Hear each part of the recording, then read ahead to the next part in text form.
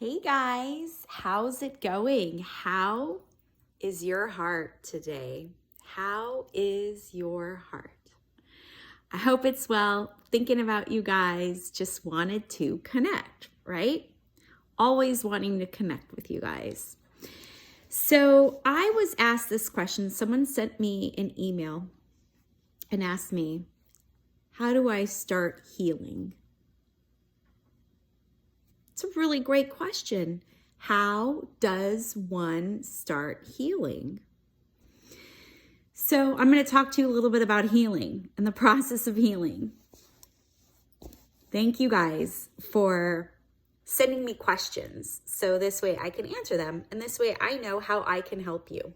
Of course, the angle I typically come from is from an energetic frequency perspective of quantum spirituality. So that is where I'm headed with this.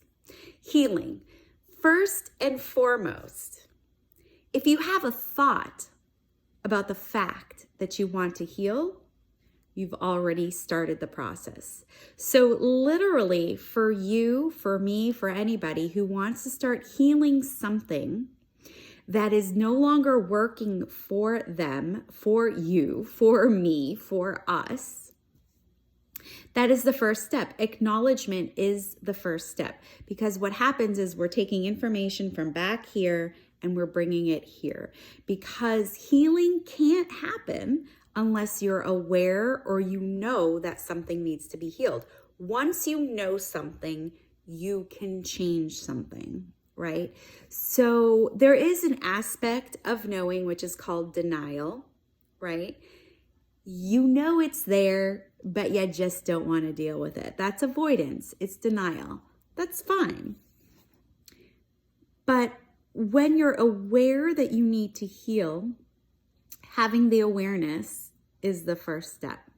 The second step is to keep that awareness. It's so important to be mindful and aware, because that is the first step. That is the second step, the third step, the fourth step, the fifth step. It's all the steps. It always comes down to the lowest common denominator. The bottom line is your mindfulness and awareness. So then it just comes down to being able to identify what it is that you need to heal. Typically, it's something that's not working well for you. Typically, it's something that's causing mental anguish. Maybe there's physical ailments happening. Maybe there's financial aspects happening. Maybe it's relationships. It doesn't even matter, right? It's just the knowing that this isn't working. So once you have that, then you have something to work with, right? So with healing, once you're aware of it, you have to keep that awareness of it. And then you have to practice the awareness of it, right? Because as soon as that leaves your awareness, there's nothing for you to heal. Whether you're purposely tucking away by denying it, or you're just really unaware, you can't work with it. And I know I keep stressing that over and over and over again, but that's basically what is happening. So let's say you're having an issue with, love, self-love, right? I don't know, just threw that out. So if you want to heal yourself, to love yourself more, that means you have to be aware of situations when you're not loving yourself, right? Typically that will show up somewhere in your body first as a sensation. Then what will happen is that there will be a behavior to match it, okay? So if it is, we'll call it self-abandonment in this one as an aspect of not loving yourself. For example, let's say someone says, hey, let's go do blah, blah, blah, blah. In your body, it doesn't feel right. There's something somewhere in your body where it feels like, I don't know that I want to necessarily do that. But then, so that's the first step, right? That's where you feel it in your body. And then the second step is that thought process where you're like, I don't want to do that. but I'm gonna do it anyways, right? So that's the behavior is, but I'm gonna do it anyways, right? So that is not an act of self-love. So that process needs to be healed, but you have to come online. You have to be aware, right? You have to be aware that you're making that choice to act a certain way in that moment, which means being mindful, right? So that means being present, right? Because otherwise, what happens is that act, that behavior is actually stemming from the past. So we're doing some time traveling here, right? So what's going on is it goes a little bit deeper, and it's typically the reason why we will abandon ourselves and not love ourselves is because we want approval from someone who we think is going to leave us, abandon us, or whatever. And that's a whole other video. that's a lot of other things. It's a lot of other things. But in that moment, the behavior was, I'm going to do the opposite of what I feel and know, meaning what I thought was right for me, right? So that is what needs to be healed. The behaviors, the actions, because it's through action that we actually create our own reality, okay? Our life. We create the story that we continue writing for ourselves. Now, the thing is, these stories can be edited. Yes, yes, right? So the healing starts to happen when we become aware of it and we do a different action. Through that process, there's actually energetic shifting and changing that happens in the body. The body holds so many imprints, so many energetic attachments from past experiences.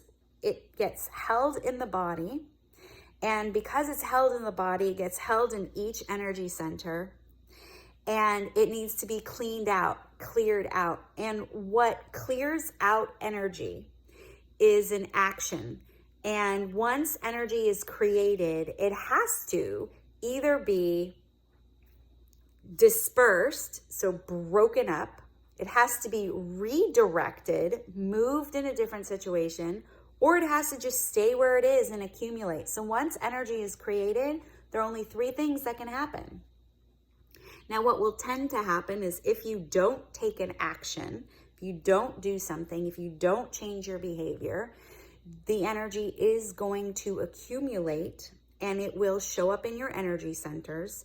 You will then begin to emit a certain broadcasting signal that will magnetize that same frequency and vibration that you're vibrating at. Whatever frequency you are at is whatever frequency you're going to magnetize yourself to.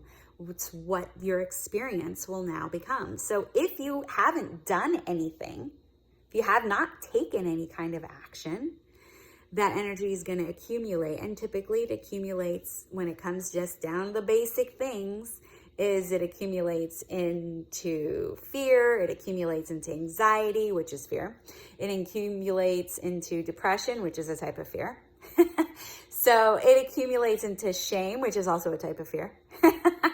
It accumulates, right? So the idea of healing is to take actions to clear out energetic attachments. The thing is that in that process, it gets messy.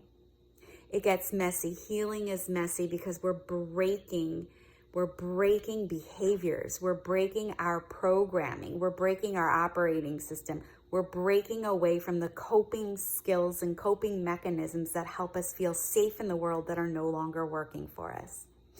So in a nutshell, that's the whole thing about healing, right? Once you're aware something doesn't work, you got to do something about it. And that shows up in so many different ways. It'll show up mentally, physically, emotionally, spiritually, and financially. And usually it's when people hit rock bottom where they're like, I need help.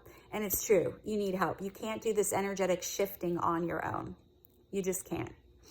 You need support, somebody to help you, because once you start really getting into this healing, it becomes shadow work. And shadow work has to be done. Earth work and shadow work has to be done before light work can even happen.